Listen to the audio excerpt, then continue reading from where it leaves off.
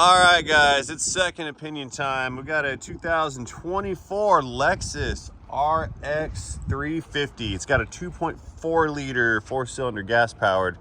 And you guys, go back inside. No, go inside. Sorry, hang on a minute. Dad mode. Go inside. Get. I'm leaving. Go in there. Thank you. Okay. They followed me out. Anyway, so I guess what had happened was, this is a recent purchase. Clearly, it's a 2024. It's a brand new car, and the customer states that they were pretty clean in here too. The customer states that they just bought this car not long ago, and it's developed some kind of high-speed vibration, she said, while braking. And she took this thing to the dealership where she bought it, and they denied all warranty claims on it after 6 months, saying that that rust was the cause of the problem. So let's turn that down real quick. There we go. So what we're gonna do, we're gonna drive this thing. We're gonna verify the complaint. This is a really nice car. Like, this is a super nice car. It's the F model, the Sport. I think that says F on it. Yeah. It almost looks like it's suede. This is gorgeous in here. I like this thing. Fancy. Anyway, with 2,391 miles on the odometer, they have denied the warranty claim on this vehicle, citing that I guess rust on the rotors has caused the issue. And the lady states that she has this thing parked in covered parking, and it should not be rusting out the way that they say that it is. How do I turn the parking brake off? Try that one. Park. Okay, parking brake's off. Good. Electronical shifting. This is fancy. Reverse. Vehicle must be in D. Shift to M. It's in park right now. I've never operated one of these. Park. Neutral. Reverse. There we go. I figured it out. I don't know what I did. I think I had to go left. Yeah, left goes to neutral, then you push forward, and that puts you in the reverse mode. Okay, let's go out and get this thing on the road, and let's figure out what's going on with this unit. This is a brand new car. Okay, so one thing I do want to talk about, and this doesn't apply to just this video, it's also videos where I tend to do some second opinion action or throw somebody under the bus, so to speak. What happens is when we run into these situations, a lot of the people on the interwebs, they want me to name the shop and call them out publicly and start like this big hellfire kind of controversy over what had occurred to the vehicle. I'm never going to do that. I'm never going to sit here and disparage a company or a dealership, because it may not be the entity or the business that's responsible for it. It could just be some of the personnel. Furthermore, you start running your mouth like that, you tend to make more enemies than friends. And when I encounter vehicles like this, these came from local dealerships and local shops. So basically what I'm saying is I'm not going to run around bad-mouthing the neighbors in the community, whether they're right or wrong, or I'm right or wrong. It doesn't really serve anybody any purpose or benefit for me to just run around jaw-jacking against somebody else, regardless of what the situation is. I mean, if it's a clear-cut case of thievery or something, sure, I might call you out. But if it's negligence or selling the wrong way or blowing off a customer or just bad customer service or just a bad operation in general, it's not my place to call those people out. And I'm not going to do that. There's the risk and reward is not there, and I'm just not that kind of a person. Anyway, after having said all that, I have the work order here, and here's the technician notes. Now, this was written by the service writer. This is the person that you would talk to when you enter the dealership and then voice your concerns to them. They state drivability concerned. Customer states vibrating in steering wheel at highway speeds.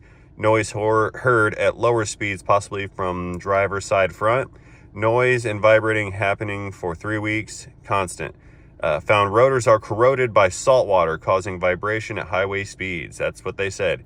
So salt water got on the rotors at 2,391 miles. They corroded the rotors, and that's causing vibrations at highway speeds. This is not covered under Lexus warranty due to outside influence.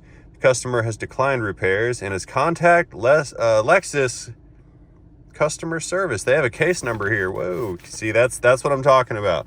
So basically what happened is this customer right here got told no by the dealership, and they called up customer service and filed a complaint, and now there's a case number, which means somebody at the actual dealership at Lexus corporate is reviewing this case, and they're going to decide what to do about it. So apparently the dealer told the lady, no, it's not our fault that the rotors are rusted and vibrate. It is no one's fault. It's outside influence, and they won't pay for it. Then they proceeded to quote $2,400 for a set of front and rear brake pads and rotors. So what we're going to do first, as always, is we're going to verify the customer complaint, and we will do such things by driving this at highway speeds or close to highway speeds, applying the brakes, and then feeling for a vibration. So that's the plan. Fortunately, there's a 55-mile-an-hour road right over there, and we're going to go travel down that road, get this thing up to speed, apply the brakes, and see what happens. All right, let's get some speed going here. Let that traffic clear out. Hello, truck. You know, I could have drove out in front of him. Could have probably made it, but you know what? I don't drive like that, so I can wait. Beep. Did it just alarm at me to tell me there was a truck in front of me? Dang. Ooh, peppy little four-banger. It must have a turbo. It's got a heads-up display. See the information displayed in the windshield? It's a HUD, H-U-D. All right, so we're traveling approximately 60 miles per hour. The car's letting me know I'm in excess of the speed because the speed limit is 55. Coming up on our downhill, there's a red light. Let's get on some brakes at 70 miles per hour.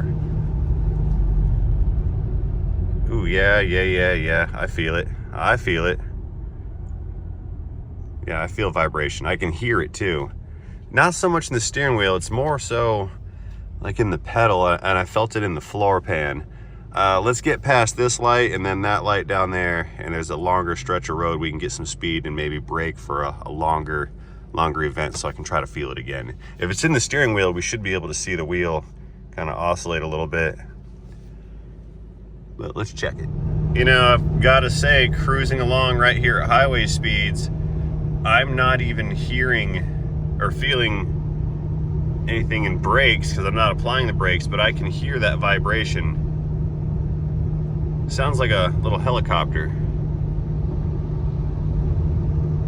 Let's see. Let's turn the wheel a little bit. I'm wondering if the bearings are making some kind of noise. What can happen is these things can sit around in the weather and they can get rained on while they're not in use. Like, let's say they're in storage in a storage lot after production, and the exposure to the elements can cause certain kind of issues, but I don't know. Speed it up some. There's a little bit of traffic behind me here. And I'm gonna I'm gonna get on the brakes.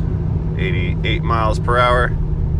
Oh yeah, that vibe comes in real heavy up here. Okay, so there is an issue with the brakes.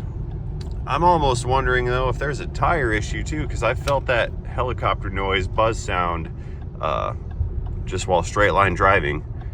Let's go ahead and flip a U-turn, head back to the shop, and we're gonna do a visual inspection on this unit right here, and I'm gonna render an opinion afterwards. All right, we're getting on it a little bit right here. This thing's peppy. It's got some horsepower built into it.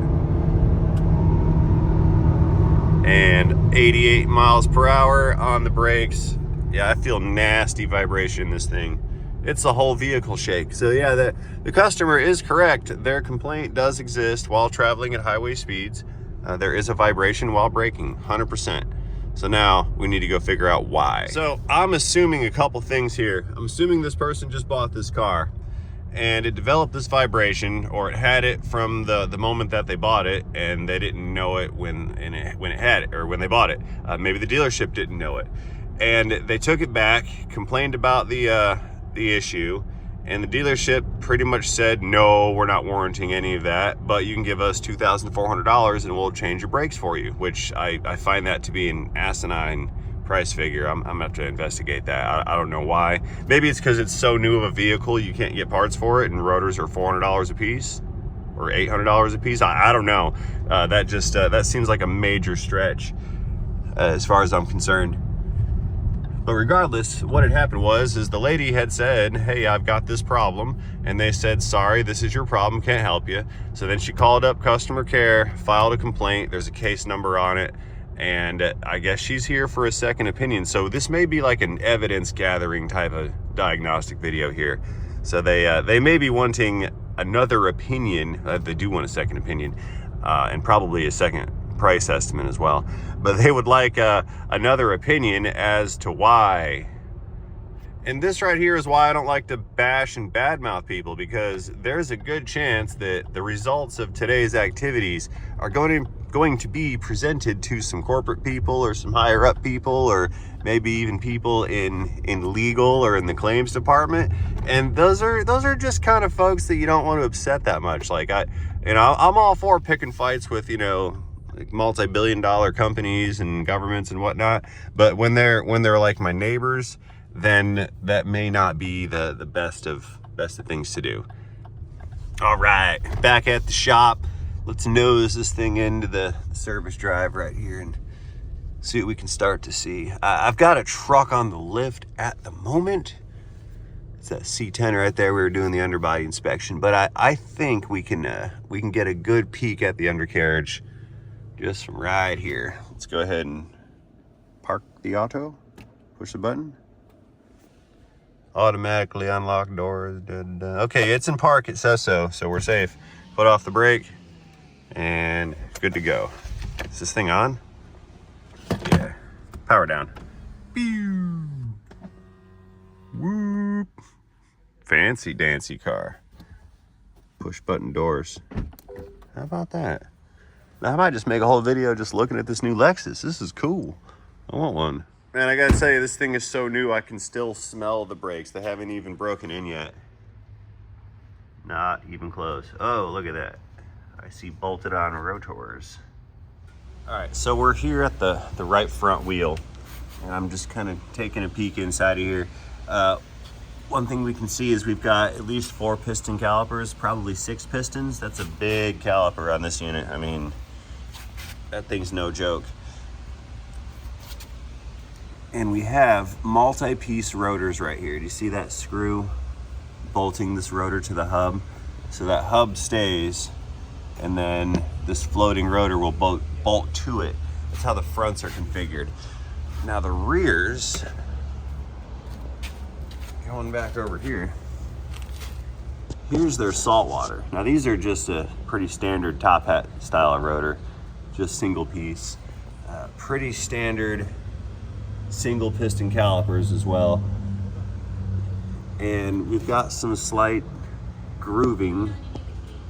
That's just due to rust. Yeah, they're not wrong. This is all rust. I'm thinking the reason they say that this is saltwater rust is if we zoom in, we see a bunch of corrosion inside of that rotor right there. So yeah, we had some salt in here. I even see some salt on that bolt back there. You guys see that right there? So there is some salt corrosion. So basically, this isn't it's not a manufacturer defect as far as I'm concerned. Yeah, same thing back here. This is what I was talking about. Look at all that pitting. See all that pitting on that surface right there? That is caused by severe weathering. That's from sitting around. We can see right here, see how there's no pitting on that section of the rotor? When this thing was parked, this is where the brake pad was. So this section of the rotor would have been right over here at the caliper. And the pads in the caliper protected this section of the rotor from this type of corrosion buildup right here. So what we have is a change in the coefficient of friction on that rotor. So we've got a smooth spot, and we've got a rough and very, very coarse spot over here. Moving up to the front, we are not really seeing, oh, yep, there it is. There it is right there. See that line on the inboard side? So this side is heavily corroded due to some kind of exposure. Now, this thing might have had salt air water exposure while it was sitting on the lot.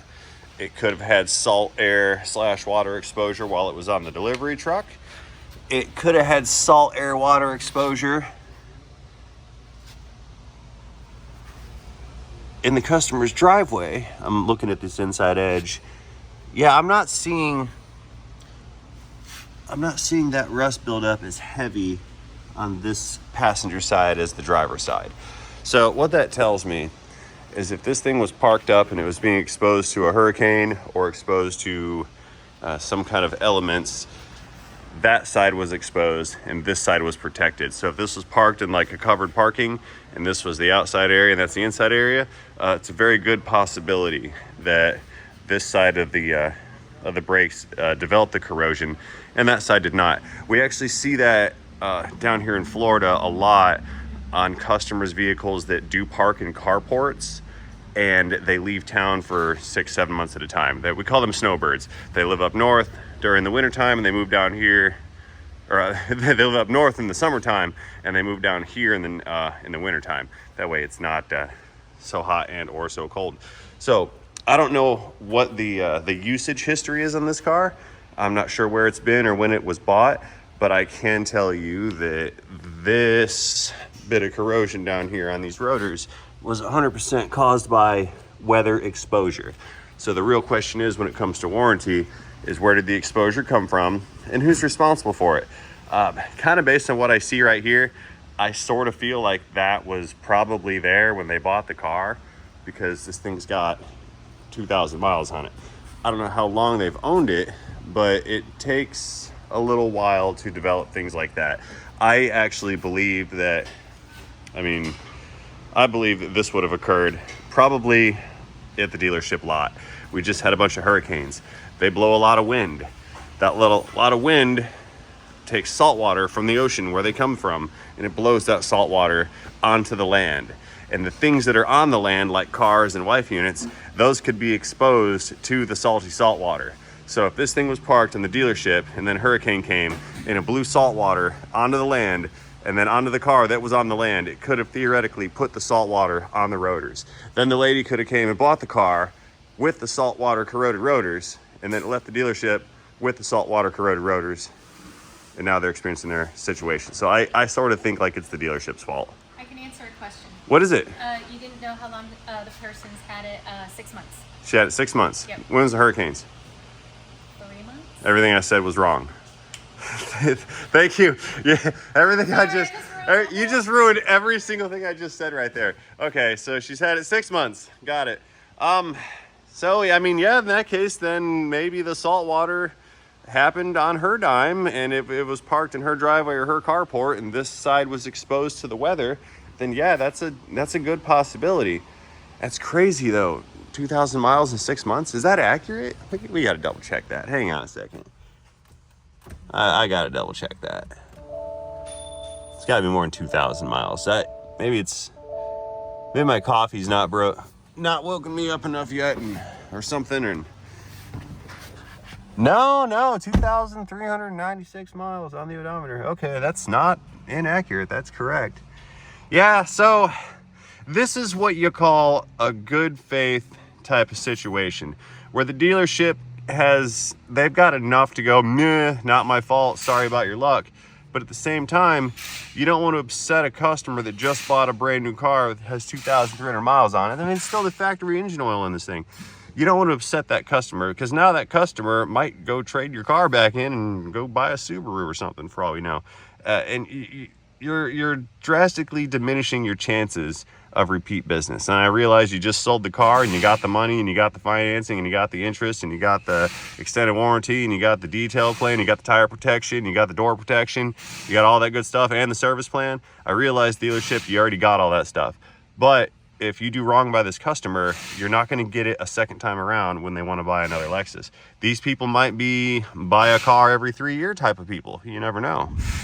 Now, I know I said we were going to put this on a lift real quick and take a look at the brakes. I feel that to not be exactly necessary because we have 2,000 mile old brakes. I know it's got good brake pads. There's plenty of thickness there.